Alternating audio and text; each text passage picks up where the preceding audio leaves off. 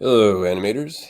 What we're going to talk about now is setting up a little backdrop for our model that we are working on or have created.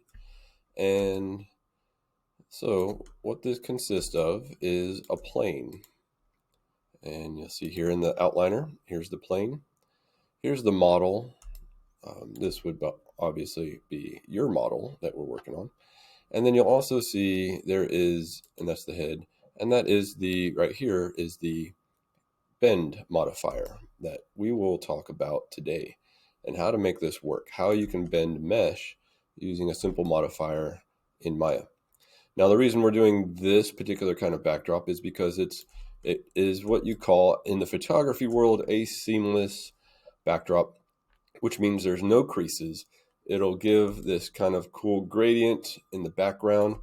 It will also look really nice once we apply light and color to this as well. So just kind of setting up a scene here. This is something that's commonly used for featuring models or things that have been created, mesh in Maya for portfolios and so on. So let's get started on this. I'm going to go to, you will have your own model open, but what I'm going to do is start from scratch here.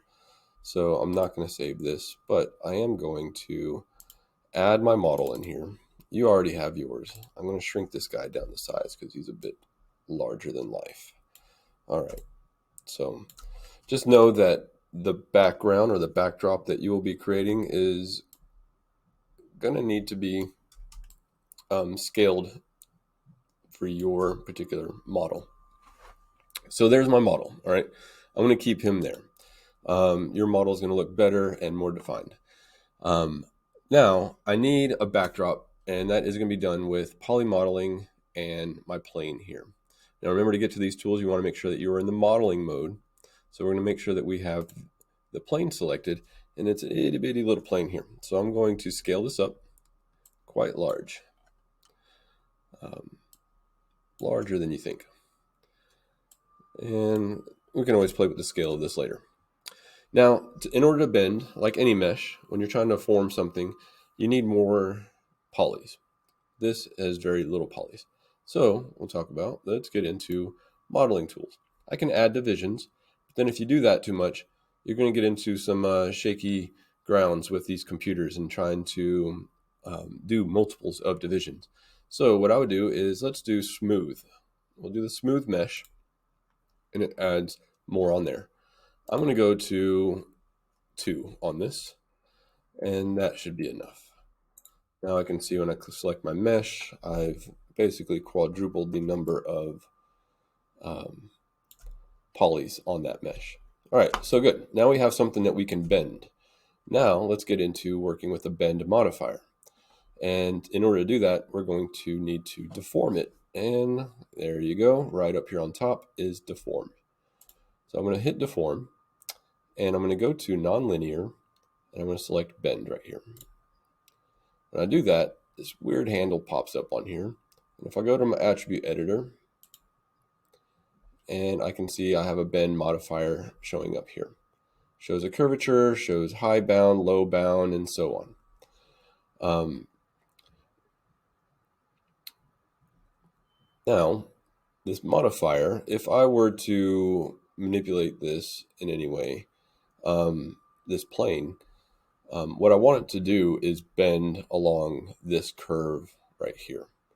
And so you can shape the curvature, and you can shape the high bound of the curve and the low bound of the curve. So you have different options here. But the way that the curve currently is doesn't do anything because it's going to bend along this plane right here. And our plane is this. So what we have to do is manipulate this to curve in the way that we want. Plus, it's going to make it curve off to the right and not forward to back. So let's move this around a little bit by rotating it. You want to make sure that your bend modifier is selected, not your plane. I'm going to hold J on the keyboard before I actually start to bend anything. or rotate anything. And I'm going to, what that does is snap that bend modifier. Now, as I'm moving it, it's modifying that plane, which is good. So, got that happening. Now it's level, it's flat, it's horizontal.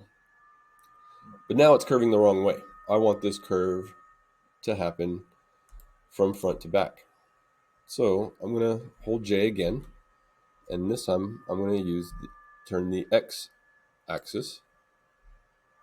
And it gets a little wonky, but follow it through, and now it'll curve from front to back, which is good. Now I'm going to get a good view from the side so I can actually see what's happening. And I'm going to go to my bend modifier again. And I'm going to start playing around with how much curve do I want this to have. Well, I want it to curve 90 degrees. So I can click right here on the curvature, punch in 90. There we go. But it's still not quite right. Now it curves 90 degrees. But what I want to do is make this part flat. So I'm going to put the low bound at 0. The high bound,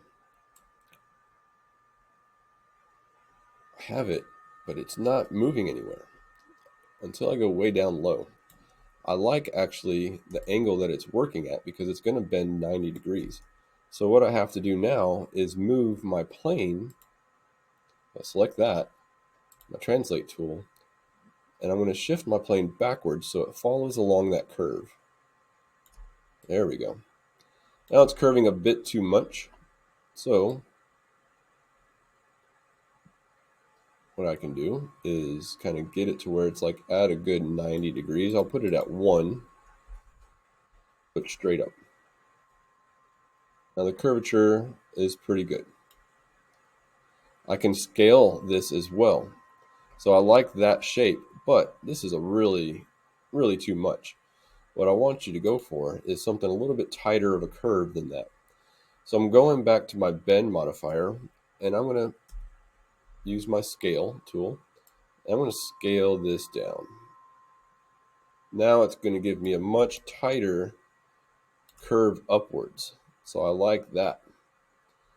So I'm going to tinker around with this until I get the look that I want. So I'm going to move this down, and look, it's like it's sliding up and down a wall now. So I like that. I like that. It's looking good. So I'm going to go back and forth, and now I can't see my bend modifier, but you can always select it here as well. I'm going to continue scaling it. I'm scaling it on just the one axis right here, because I need a backdrop that's going to curve.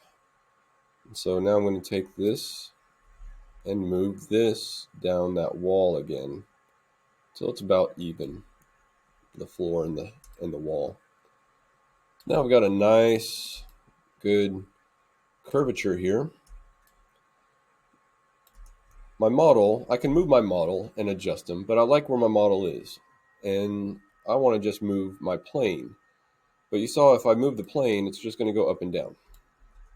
So what I'm going to do is select my plane and either shift or control select the bend modifier and move them both backwards a bit. That will give some distance between your model and that back wall. So this is a good place to kind of tinker around and get the right kind of look. How sharp of a curve do you like?